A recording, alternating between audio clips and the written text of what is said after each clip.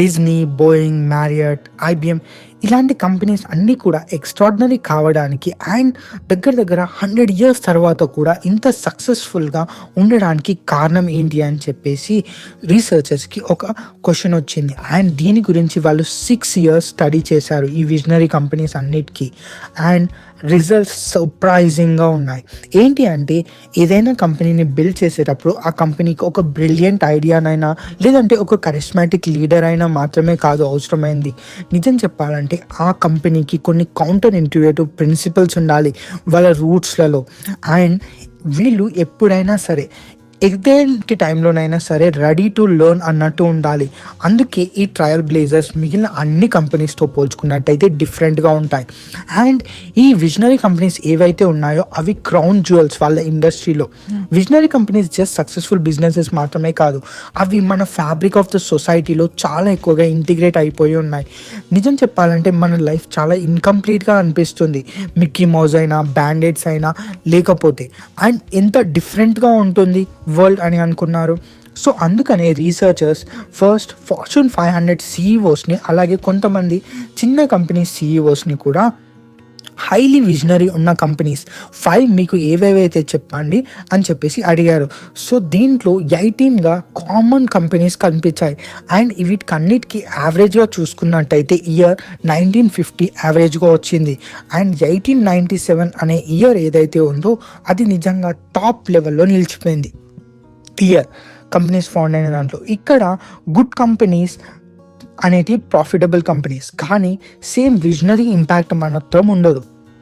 And ఇక్కడ వీళ్ళు team దగ్గర 3000 హిస్టారికల్ డాక్యుమెంట్స్ ఏవైతే ఉన్నాయో అవన్నిటిని తీసుకొని వచ్చారు. అయితే ఈ విజనరీ కంపెనీస్ యొక్క డిఎన్ఏని స్టడీ చేయడానికి అండ్ దీంట్లో హైయెస్ట్ పాసిబిలిటీ ఉన్న ట్రేట్స్ ఏంటియో తెలుసా? రెసిలియన్స్, అలాగే ఏదైనా టైంలో పారాడాక్సెస్ని ఎంబ్రేస్ చేయడం, అంటే ఇదా అదా దిస్ ఆర్ దట్ అనే క్వశ్చన్స్ని ఎంబ్రేస్ చేయడం అండ్ వీటికి బెటర్ పాసిబుల్ అవుట్కమ్స్ని చూసుకోవడం, అలాగే ఇంపాసిబుల్ ఉన్న టైంని కూడా బ్యాలెన్స్గా ఉండడం అలాంటి టైంలో కూడా. అండ్ ఇక్కడ విజనరీ కంపెనీస్ జస్ట్ ఒక బ్రిలియంట్ ఐడియాతోటో కరిస్మాటిక్ లీడర్తోటో స్టార్ట్ అవుతాయి అని అనుకుంటే మీరు తప్పు.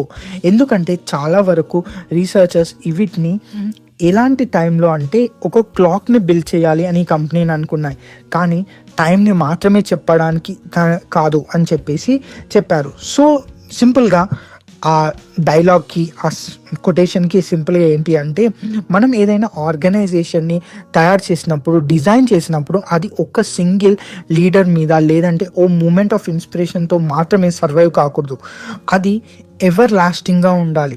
సింపుల్గా చెప్పాలంటే హెచ్పి కంపెనీని తీసుకోండి. హెచ్పి కంపెనీ ఒక గ్రౌండ్ బ్రేకింగ్ ప్రోడక్ట్ ఐడియాతో రాలేదు. వాళ్ళు ఎలక్ట్రానిక్స్ని ఎక్స్ప్లోర్ చేయాలి అనుకున్నారు. వీళ్ళు ఫస్ట్ స్టార్టింగ్లో ఆటోమేటిక్ యూరినల్ ఫ్లషర్స్ మరియు ఫ్యాట్ రెడ్యూసింగ్ మిషన్స్ని కూడా తయారు చేశారు. ఎప్పుడైతే government contracts World War II అప్పుడు వీళ్ళకు వచ్చిందో అప్పుడు సక్సెస్ఫుల్గా వీళ్ళు తయారయ్యారు. సింపుల్గా చెప్పాలంటే ఏదైతే కంపెనీస్ గ్రేట్ ఐడియా లేదంటే గ్రేట్ ప్రోడక్ట్స్ ద్వారా వస్తాయో అవి నిజం చెప్పాలంటే ఎక్కువ సంవత్సరాలు అవి ఉండలేకపోతాయి మార్కెట్లో. సో దాని గురించి మనకి విజనరీ జెయింట్స్ నిజం చెప్పాలంటే స్ట్రాంగ్ ఫౌండేషన్స్ కావాలి అని చెప్తున్నారు. ఇంకొకటి core ideology. Visionary companies profits మీదనే మాత్రమే అప్సెస్ కావు. వాళ్ళ కోర్ ఐడియాలజీ ఏదైతే ఉందో అది ప్రతి ఒక్క డెసిషన్ మీద మనం చూసుకోవచ్చు. సింపుల్గా చెప్పాలి అంటే వాళ్ళకి ప్రాఫిట్స్ అనేది ఒక అవసరం, అదే అల్టిమేట్ గోల్ కాదు. దీనికి మర్క్ అనే ఒక కంపెనీని చూసుకుందాం. మర్క్ అనేది ఒక కంపెనీ, ఫార్మా కంపెనీ. అది ఒక డ్రగ్ని రివర్ బ్లైండ్నెస్ని క్యూర్ చేయడానికి తీసుకొని వచ్చింది. సో అదిని తీసుకొని వచ్చినాక వాళ్ళు దాన్ని ఫ్రీగా పనిచేశారు. ఎందుకంటే వాళ్ళు నిజంగా ఆ కంపెనీని స్థాపించింది మెడికల్ సైన్స్ని అడ్వాన్స్ చేయడానికి, హ్యుమానిటీ గురించి. అండ్ అలాగే చాలా వరకు కోర్ ఐడియాలజీస్ అనేటివి అన్నీ కూడా అన్చేంజింగ్గా ఉండాలి, ఎండ్యూరింగ్గా. అలాగే ఐడియాలజీ అనేది పేపర్ మీద మాత్రమే కాదు, వర్డ్స్లో మాత్రమే కాదు, యాక్షన్స్లలో. అండ్ ఎప్పుడైనా పారాడాక్సెస్ వస్తే దిస్ ఆర్ దట్ అని మ్యాక్సిమం అండ్ ట్రై చేయడానికి, అంటే ఇది కావాలి అది కావాలి అనే ఒక లైన్ మీద బ్యాలెన్సింగ్ యాక్ట్ నేర్చుకోండి. అలాగా ఈ విజనరీ కంపెనీస్ అన్నీ కూడా ఇప్పటిదాకా కూడా సర్వైవ్ అయ్యాయి. దిస్ ఆర్ దట్ అనేదాన్ని దిస్ అండ్ దట్ అని చెప్పి సిచ్యువేషన్గా మార్చుకున్నందుకు. Thank you very much watching.